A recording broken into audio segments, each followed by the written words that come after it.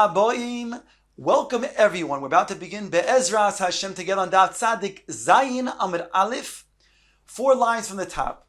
The Gemara recorded when a person comes across more than one pair of tefillin on Shabbos that could potentially be vandalized, then he is permitted to put on those tefillin one pair at a time, go to a place that is a safe haven, take off the tefillin there, and then go back for the rest of the tefillin, putting on another pair of tefillin, and so on until he removes all of the tefillin.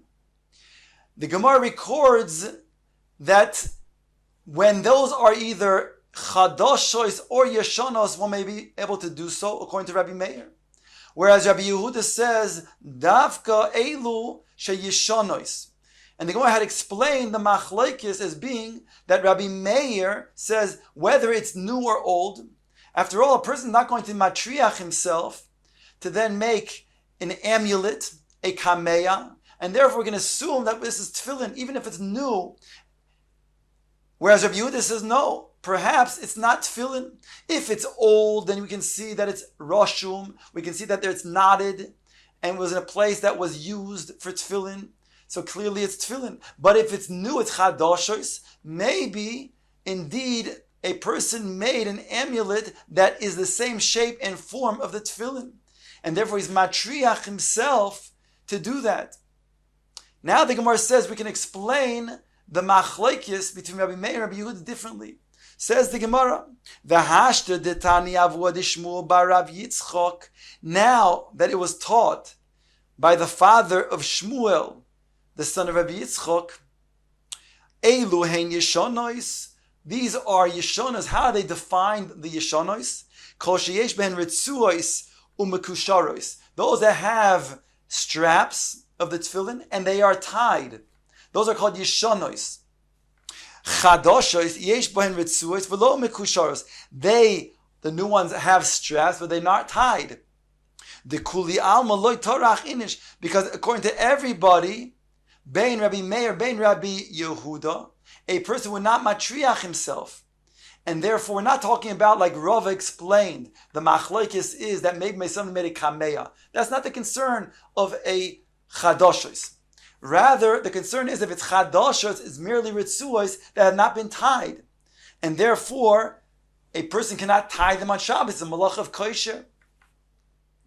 Now, according to Rabbi Yehuda, that would be osir to use chadashos. Why does Rabbi Meir say it's permissible? Because Rabbi Meir says you can at least make a temporary type of kesher, and that would be sufficient and satisfactory to fulfill the mitzvah of tefillin, whereby you can go ahead and put it on and then remove them in order to then keep them to put them in a safe haven. Ask the Gemara, "V'la'anvinhu mi'anev." Why don't you, according to Rabbi Yehuda, at least make a bow, and therefore that will enable you to then wear the tefillin and take it away as an ornament? Omar Rav Chizda explained, Zoisoi meres aniva psula betfillin. This shows that indeed you cannot make a bow for your tefillin. In other words, it's not satisfactory to make a bow with the ritzuos. You have to actually make a knot. Abayi says, Rabbi Yehuda l'taimei. Rabbi Yehuda, who says it's prohibited to use even chadashos. It's prohibited to use chadashos, only yeshonos, you can go ahead and wear the yeshonos, is because he goes like according to his reasoning. The Omar, aniva kishir mal yosihi. When you make an aniva, you make a bow, it's considered to be a kesher. And therefore, just like you can't make a kesher on Shabbos, it's one of the malachos, you can also not make an aniva, because that's also considered to be a kesher. Taima da aniva kishir mal yosihi. You're saying the reason is that why Rabbi Yehuda says you cannot go ahead and use chadashos, because by making aniva, it would make a kesher, which is maliyasa, a proper type of kesher. Holav hochi aniva lahu. But if it was not for that, you could make a bow. Ve'omer Rav Yehuda b'reid Rav Shmuel bar Shilas mishmei derav kesher shel tefillin halach l'Moshe misinahi. The kesher of the tefillin, that means the knot that you make around the shel yad, which has the shape of a yud, the kesher that you make around the shel rosh, that has the shape of a dalid, that's halacha Moshe Sinai. So how can you tell me that an aniva would be satisfactory? V'om Rav Nachman v'navayihu lebar. V'navayihu lebar, he says that those letters have to be then expressed outwardly from a person who sounds from the outside. That certainly can only be done with a kesher. Answers the Gemara, no, da'aniv luhu ke'en kshira didhu. Abai would say that you can make a bow in the same type of fashion that you would make a kesher, and that would be satisfactory even to then make the oisiois of the ritzuos. Says the Gemara, Vaiter Omar of Chizda Omar Rav. Rav Chizda is the name of Rav. A person who buys tefillin from somebody who's not a mumche. He is an intermediary person who then acquired tefillin from a sofer, and he's now selling them to somebody else. So now you acquired the tefillin from this person who's not a mumche. How do you determine whether the tefillin are going to be satisfactory? Boydek shtayim shel yad v'acha shel rosh, or shtayim shel rosh v'acha shel yad. You can go ahead and check the tefillin twice, either the shel yad or the shel rosh, and a third time on the other one. So a total of 3 times. Ask the Gemara, manavshach, imechad gavra kazavin. If you bought it from one person who sold it to him from one person, it was only one individual. That was the soifer, and you bought it from somebody who bought it from him who's reselling it. Then leave doik, oy shalosh shel yad or shalosh shel rosh. Then make a bedika of either 3 times of the shel yad or 3 times shel rosh, and that's satisfactory.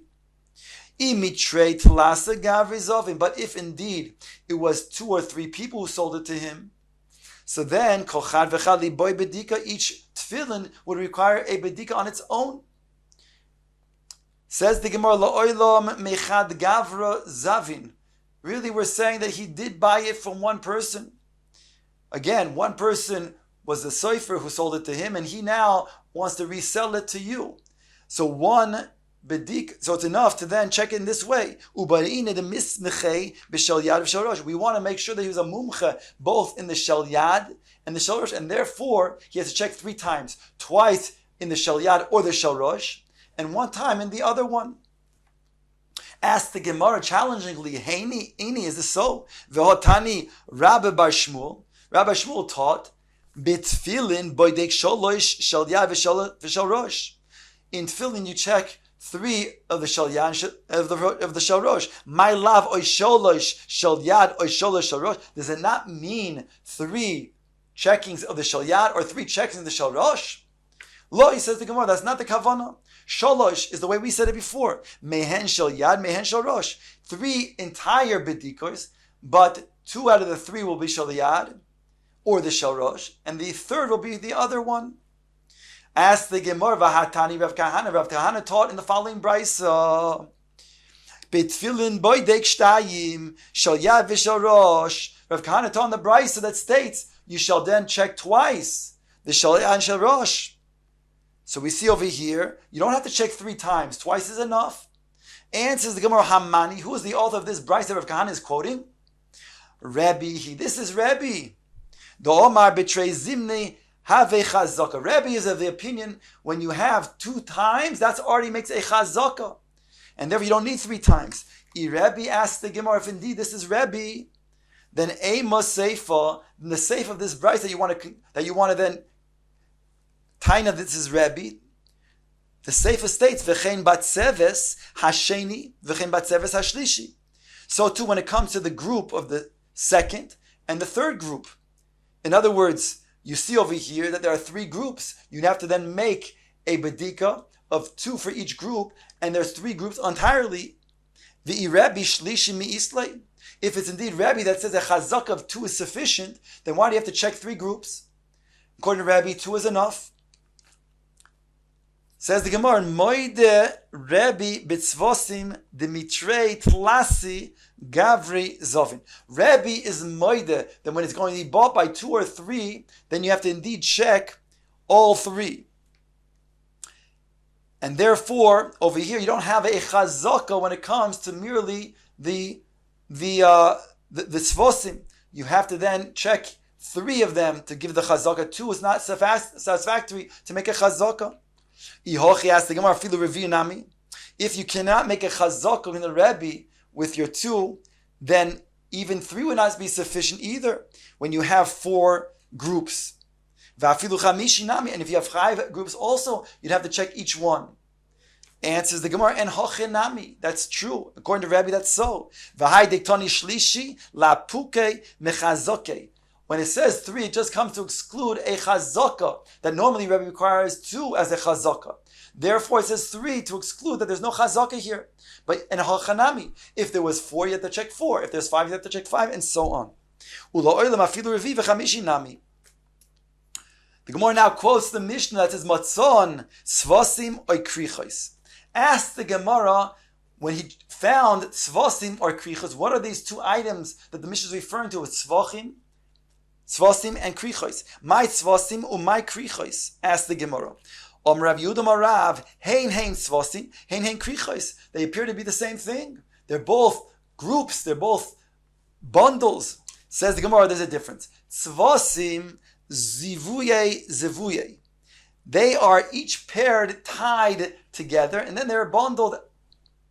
Krichos, the Krichin Tuva. Whereas the Krichos are bundled, one big bundle. They're not individually paired up.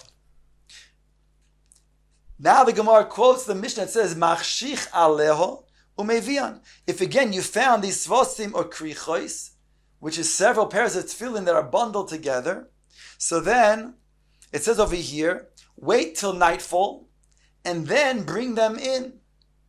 V'amai asked the Gemara, why do you have to wait till nightfall? And then only after Shabbos, after Tzes HaKochavim, to then bring in all of these tefillin. Lailinu zug zug.